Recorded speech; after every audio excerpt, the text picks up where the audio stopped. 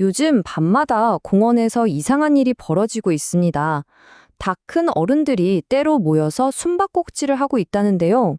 이게 다 평범해 보이는 한 중고거래 앱에서 시작됐다고 합니다.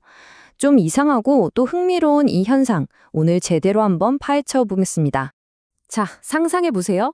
한밤중에 공원을 걷고 있는데 누가 다가와서 이렇게 묻는 겁니다. 저기 혹시 당근이세요? 이게 바로 아주 특별하고 기묘한 놀이의 시작을 알리는 암호입니다.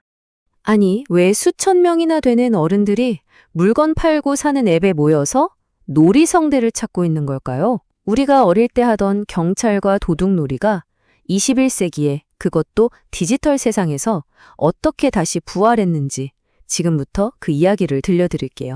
그럼 이 추억의 놀이가 디지털 시대를 만나서 어떻게 바뀌었을까요? 그 새로운 규칙 한번 같이 보시죠. 자, 보세요. 놀이의 핵심, 그러니까 쫓고 쫓는 건 똑같은데 나머지는 완전히 달라졌습니다. 예전엔 그냥 동네 골목에서 애들끼리 야 놀자 하고 시작했다면 지금은 앱으로 모르는 어른들끼리 시간, 장소 정해서 만나는 계획적인 이벤트가 된 거죠. 이게 생각보다 훨씬 체계적이에요. 그냥 모여라 하고 끝나는 게 아니라 앱에 올라온 모집 공고를 보고 수천 명이 모인 단톡방에 들어가서 약속된 날에 실제로 만나서 놀고 심지어 그걸 영상으로 찍어서 SNS에 후기까지 올립니다. 디지털 플랫폼이 이런 즉흥적인 놀이를 얼마나 거대한 이벤트로 키울 수 있는지 제대로 보여주는 거죠. 그런데 말이죠. 왜 하필 지금일까요? 왜 이렇게 많은 어른들이 이 추운 날씨에 밖에서 뛰어다니는 걸까요? 그 이유를 들여다보면 이게 단순한 재미 그 이상이라는 걸 알 수 있습니다. 어른들이 다시 뛰기 시작한 이유, 사실 그 배경에는 현대사회의 어떤 깊은 감정이 자리하고 있습니다. 바로 고립감이죠. 새로운 방식의 연결을 찾고 싶은 갈망이 이 사람들을 밖으로 뛰쳐나가게 만든 겁니다. 이 현상을 설명하는데 이 숫자만큼 강력한 게 없을 겁니다. 지금 한국의 전체 가구 중에서 무려 36.1%, 그러니까 세 집 중 한 집 이상이 혼자 사는 1인 가구예요. 역대 최고치죠. 이 통계가 바로 수많은 사람들이 느끼는 외로움과 사회적인 단절감을 보여주는 겁니다. 그래서 이런 트렌드가 느슨한 연대라는 개념 위에서 확산되고 있는 거예요. 이게 뭐냐면 학연이나 지연처럼 끈끈하고 부담스러운 관계가 아니라 그냥 공통의 관심사 하나로 가볍게 만나는 거죠.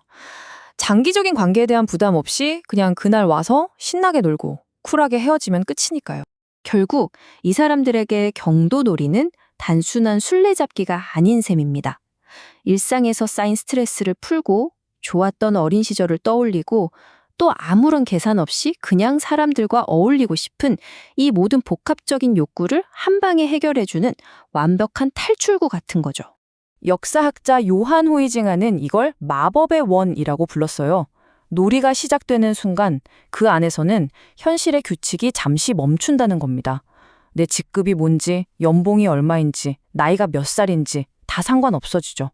오직 쫓는 사람과 쫓기는 사람, 이 두 역할만 남는 거예요. 하지만 이 마법의 원이 현실 세계와 부딪히면서 문제가 생기기도 합니다. 경계가 모호해지면서 예상치 못한 위험이 생길 수 있다는 우려도 점점 커지고 있습니다. 이게 그냥 그럴 수도 있다는 수준의 이야기가 아닙니다. SNS를 보면 게임 참가자를 진짜 범죄자로 오해해서 경찰이 출동했다거나 게임에 참여하지 않는 일반 시민을 막 뒤쫓는 아찔한 상황들이 실제로 공유되고 있어요. 재미를 위한 놀이가 자칫하면 공공의 안전을 위협할 수도 있다는 아주 현실적인 걱정이 나오는 이유입니다. 자, 그렇다면 이 현상은 우리 자신에 대해 그리고 우리가 앞으로 관계 맺는 방식에 대해 어떤 이야기를 들려주고 있는 걸까요? 호이징아라는 철학자가 이런 말을 했죠. 놀이는 그냥 시간을 때우는 사소한 활동이 아니라 인간이라는 존재와 문화를 만들어가는 가장 핵심적인 부분이라고요. 그리고 이 현상의 한가운데에는 당근 같은 플랫폼이 있습니다. 단순히 장소만 제공하는 게 아니에요. 사용자들이 자발적으로 만들어낸 이 놀이 문화를 플랫폼이 더 키워주고 그 과정에서 플랫폼은 물건 파는 곳을 넘어 사람을 연결하는 공간이라는 새로운 정체성까지 얻게 됩니다. 사용자와 플랫폼이 함께 이 현상을 키워나가는 완벽한 공생관계인 셈이죠.